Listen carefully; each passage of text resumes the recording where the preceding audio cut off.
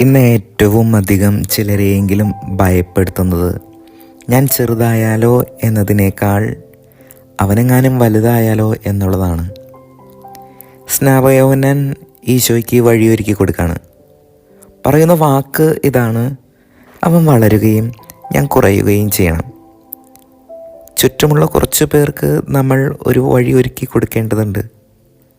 വഴി അടച്ചു കളയുന്ന കുഞ്ഞു മനുഷ്യരുടെ ഇടയിൽ വലുതാകാനുള്ള വഴി വളർത്തുക എന്നുള്ളതാണ്. ബഹുമാനപ്പെട്ട മാത്യു നായിക്കാമ്പറമ്പിൽ അച്ഛനെ നോക്കിക്കേ. അച്ഛനുണ്ടായിരുന്നത് കൊണ്ട് എത്രയോ വൈദികരാണ് സുവിശേഷ വേലയിലേക്ക് കടന്നു വന്നിട്ടുള്ളത്. അവർക്ക് വേദി ഒരുക്കി കൊടുത്തിട്ടുള്ളത്. പനക്കലച്ചൻ മുതൽ അങ്ങനെ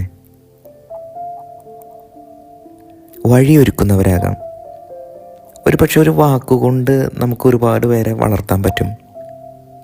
വഴി അടച്ചു കളയരുത്. ആമേൻ. ഈശോ അനുഗ്രഹിക്കട്ടെ.